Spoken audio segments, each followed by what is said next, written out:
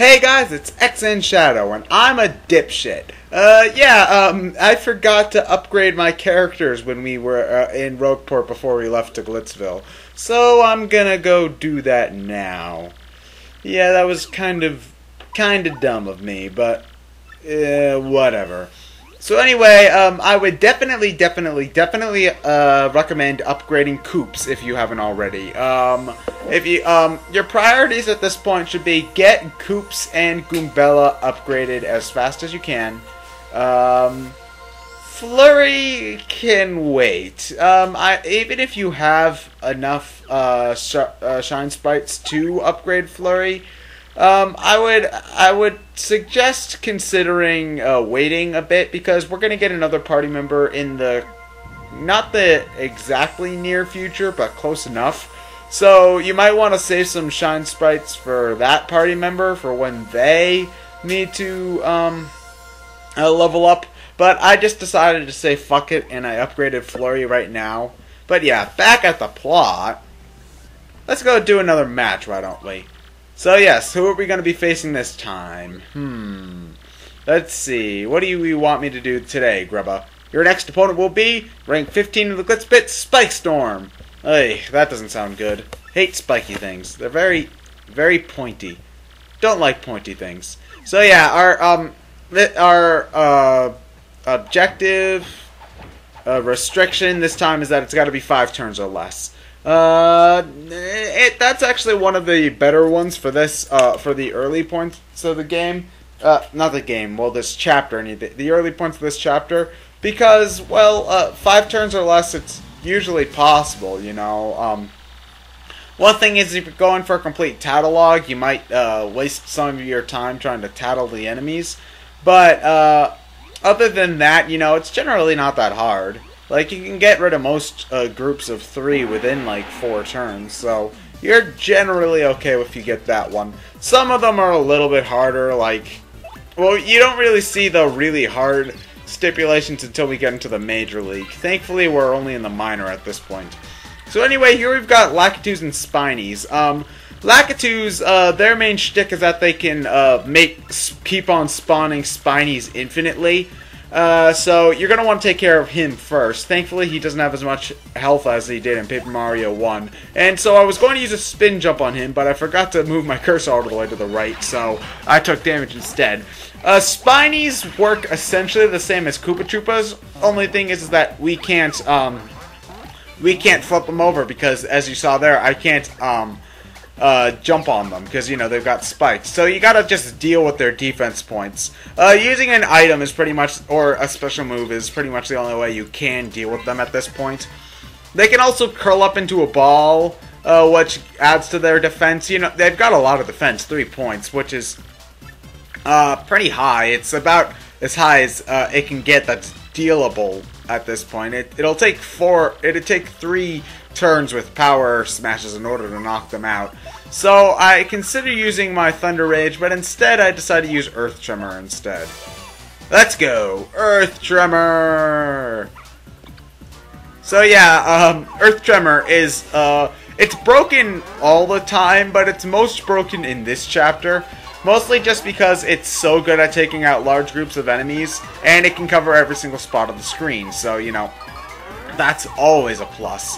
And since it pierces defense, when the main challenge of the area is defense, you know, there you go. Piece of cake. But we only got 5 star points.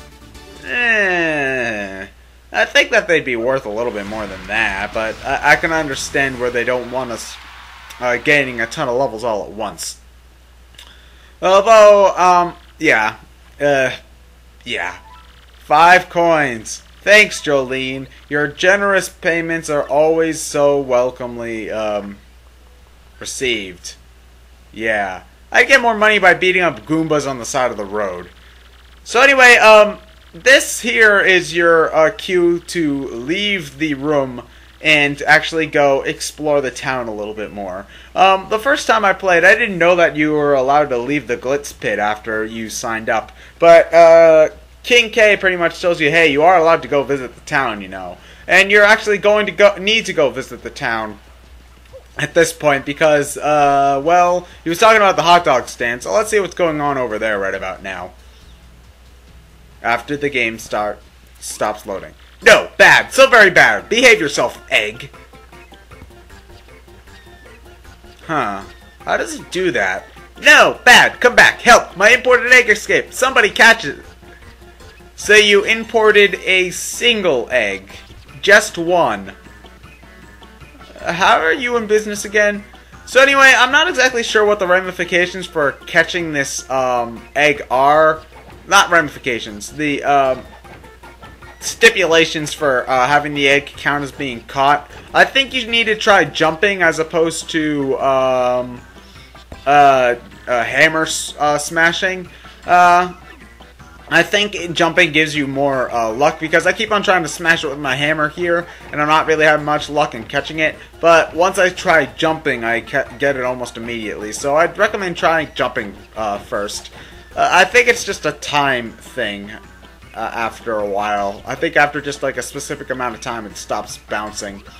Most awfully bad. Come down from there, bad egg. How am I supposed to get it now? Fly there? You, don't just stand there with your mustache. Find a way to get up there. Well, sorry, man. I'm only just trying to help you. I'm not your slave or something. And great, now the egg's asleep. I need to find a banana or a pineapple. If it's a fucking durian, I'm not even gonna fucking bother. I'll get a different shine spray. Oh, sorry, wrong game. Wrong game. So anyway, I could help the hot dog man, or I could talk to the Traveling Sisters 3 again. They don't really do anything, but I do like NPC characters that sort of follow you around and are just doing their own stuff. Adds a little bit more variety to the world. They had a group like that in Paper Mario 1 too, so I like the parallels from Paper Mario 1 to 2.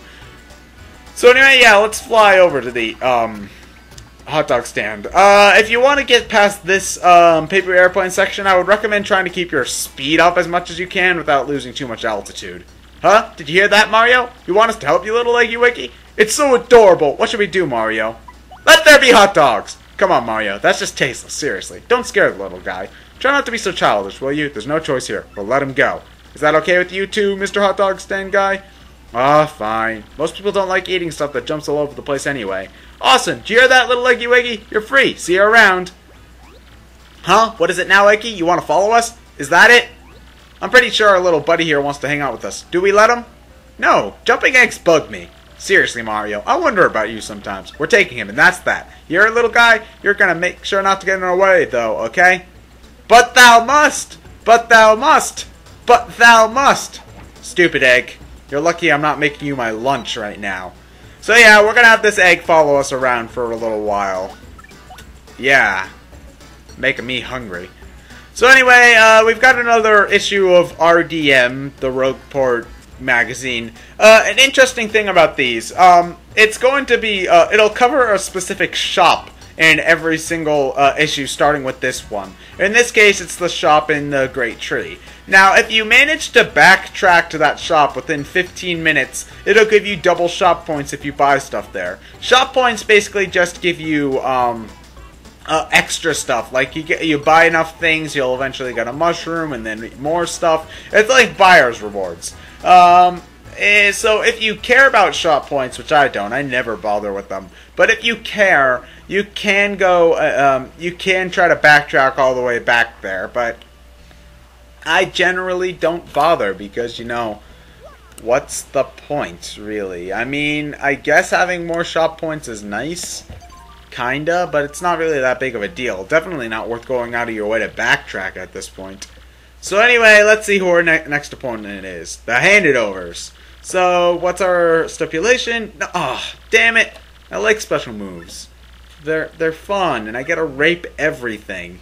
So yeah, remember, you can rest between every battle, and I recommend you rest between every battle, because, you know, sleep is good. Though actually, in real life, I find that naps really don't tend to help me feel much better. Like, if I'm tired in the middle of the day, then I take a nap. I find that I just don't feel much better when I wake up from that nap. And then when I'm trying to go to sleep at night, when I'm supposed to go to sleep, I can't fall asleep. So then I stay So then I only get like 3 hours of sleep for the night. And then I'm tired throughout the rest of the day. So it's just like, naps never help. Oh, hi, Bandy Andy. So how's your sex life? So anyway, yeah, these were the Bandit enemies. Paper Mario 1 players will recognize these guys from Chapter 2. Basically how they work is that when they attack you, they will steal money from you. The green guys in the back are big bandits, and they can also steal items. So that's bad, so you don't want to have that happen to you. If they steal, you can prevent them from stealing your items in one of two ways. First off, you can use the action command successfully. If you manage to use the action command successfully, then they won't be able to steal anything. If you fail to use the action command successfully, they'll hold the item that they stole above their head like that. If you attack them, then they'll drop it, and then you get the stuff that they stole back, which is nice. Because, you know, I like having my stuff back after they steal it. So, yeah, big bandits, besides being able to steal items, they also have one more point of attack and a few more points of damage. No, I'm sorry, one more point of attack and a few more points of health. But they're not that much stronger than normal people.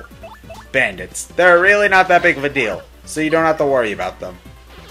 I think the game glitched there because they're supposed to drop the coins and you get them back after you attack them. But it didn't add them back to my total, so... not sure what that was. And of course the curse activates when Goombella is in the front. Damn it, curse! Damn it, damn it, damn it, why you no helpful? So anyway, I try Flurry, even though really it doesn't matter at this point. I mean, she's not gonna do any more damage than Goombella could have done. See, 4, just like Goombella. I don't know. So, yeah, that's another thing that happens in Paper Mario 2. There's sort of a random aspect where sometimes the stage will fall apart. And right there, that was a light fell from the stage and landed on him. Landed on the big bandit holding my spite pouch there. He took 1 point of damage, but he also gained the electrified status, which means that when I jump on him, I take a point of damage, and thus I can't finish my action command. So he's going to be able to run off with my spite pouch, which I could give less of a shit about, but he also is running off with my experience points, which I do give a shit about. Oh well. So anyway, here's Flurry's lip lock attack. It allows her to steal HP from enemies. It's okay if you want to make Flurry a tank in character, but the thing is that it also costs like 3 flower points, and it doesn't really heal enough health in order for the trade-off to be worth it, because you're better off using the flower points on other things. So yeah, another point in the useless category for Flurry there, unfortunately. Well, actually, fortunately, I don't like Flurry. Have I made that clear? Okay, I'll make it even more clear. Don't like Flurry. Kind of a bitch. Ooh, 6 coins. Thanks. Wow, you're becoming less and less stingy as you work your way up, Jolene. Or maybe I'm just doing better and they're paying me more as a result for that. Hey, you hear the latest, G-Dog? My boy said they saw a stunning babe at the juice thing. King Kid could use a shorty in his life, dig? Check her out for me, man. How about no?